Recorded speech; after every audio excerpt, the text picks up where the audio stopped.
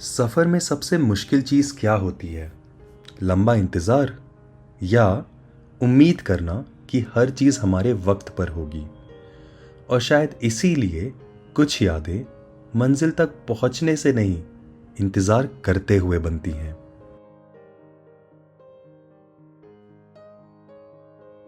उज्जैन से निकल हम बढ़ चले अपने अगले ज्योतिर्लिंग की ओर, ओमकारेश्वर।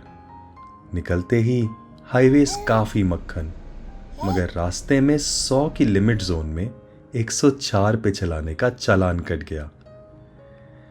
परेशान मत होइए मिश्रा जी, सरकारी राजकोष में आपका सहयोग हो जाएगा।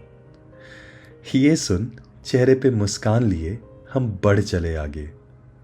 एमपी में हो और पोहा ना खाया जाए, ऐसा तो हो ही नहीं सकता।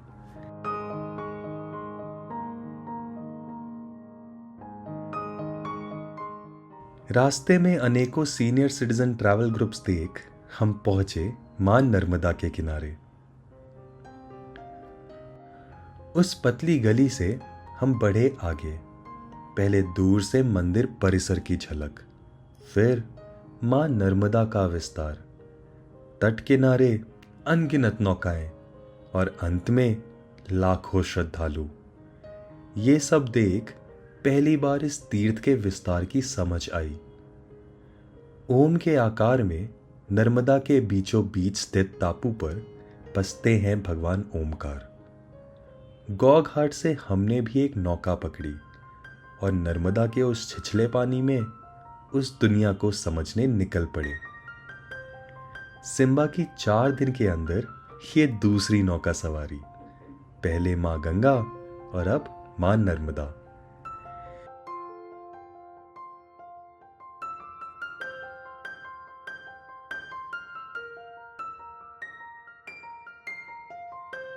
एक तरफ ओमकारेश्वर डैम, दूसरी तरफ आदि शंकराचार्य की भव्य मूर्ति, जिन्होंने यहां अपनी दीक्षा ले इस देश को जोड़ने का अपना काम शुरू किया था।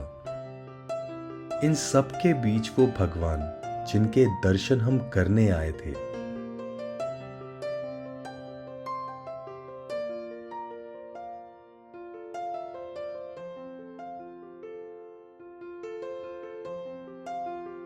नौका से उतर हम बढ़ चले, इस बात से अनजान कि वापसी उम्मीद से काफी ज्यादा समय लेने वाली थी।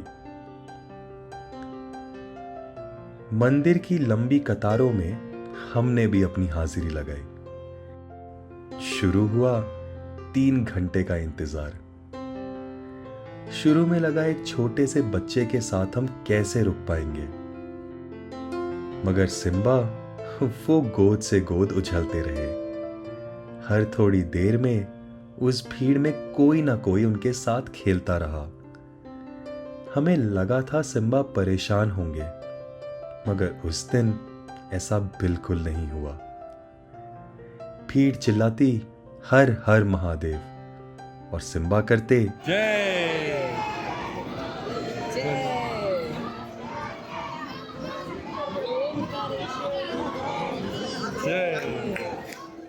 हम धीमे धीमे आगे रेंगते रहे और पहुंचे मंदिर के अंदर। पुराना मंदिर और चारों ओर से आते लोग। सिम्बा अभी भी पूरे उत्साह में।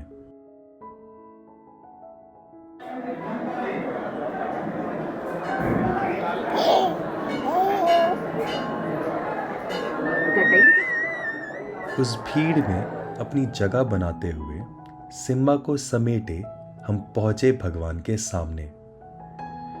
प्रभु के सामने हम 2 सेकंड ही रहे होंगे, मगर भगवान ओमकार और उनके पीछे मां पार्वती की मूरत देख 3 घंटे की वो थकान सब स्वाहा हो गई।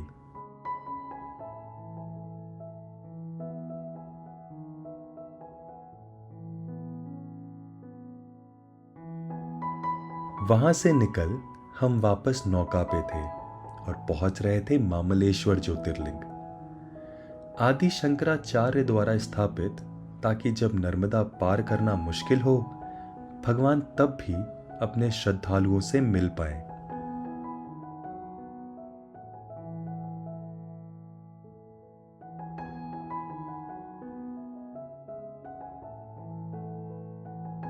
समय काफी हो चुका था, तो शीघ्र दर्शन का मार्ग चुन हम पहुंचे मामलेश्वर महादेव।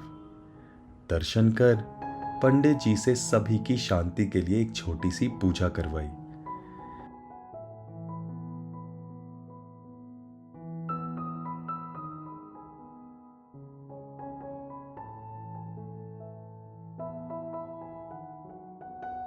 सब होने के बाद 6 घंटे बाद हमें लगी भूख और हम वापस नर्मदा किनारे पहुंच गए। चाट, समोसा, मैगी सब ठूसने। हम अपने तय समय से काफी पीछे चल रहे थे और दिसंबर में अंधेरा जल्दी होने की वजह से बाकी सब ने सोचा कि यहीं रुक जाते हैं। मैंने सबको बोला, अब आप लोग खा पी के आराम करो गाड़ी में, हम मिलेंगे छत्रपति संभाजी महाराज नगर में। 8 घंटे के सफर में हम रुके बस एक बार, सिम्बा को खाना खिलाने।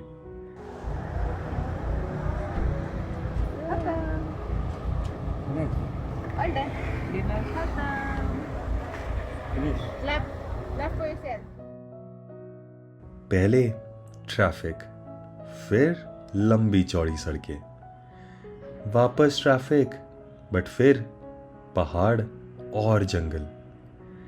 सब पार करते हुए रात के 12 बजते बजते हम पहुंच गए अपनी मंजिल तक।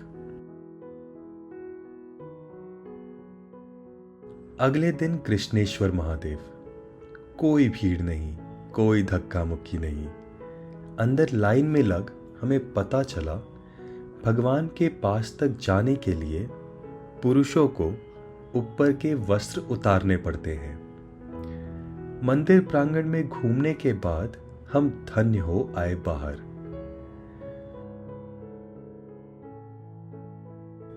आगे बढ़ने से पहले गाड़ी की निकलती हवा को रोकने का बंदोबस्त करवाना जरूरी था।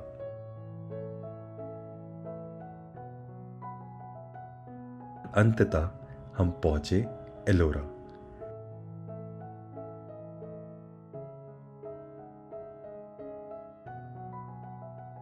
कैलाश मंदिर, एलोरा।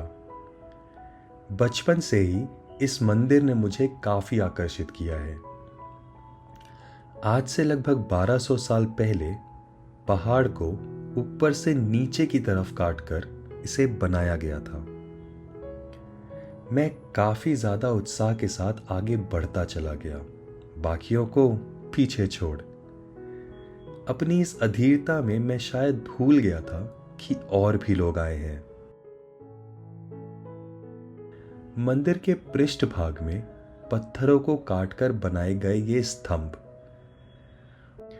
और मुख्य मंदिर के आधार पर नक्काशे हुए अनेक हाथी, जैसे पूरे मंदिर का भार वही संभाले खड़े हैं।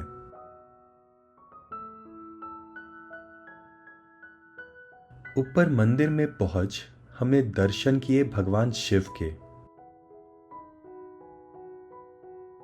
हम वहीं बैठ गए और सिम्बा को जमीन पर छोड़ दिया। वो वहीं रेंगते रहे और मेरी यहां पहुंचने की सारी अधीरता अब शांत हो चुकी थी। शायद मैं इतनी जल्दी में था और सिम्बा के लिए वक्त जैसे ठहर सा गया था। शायद हर चीज हमारे वक्त पर नहीं होती, लेकिन जब होती है तब समझ आता है कि उसका अपना वक्त ही सही था।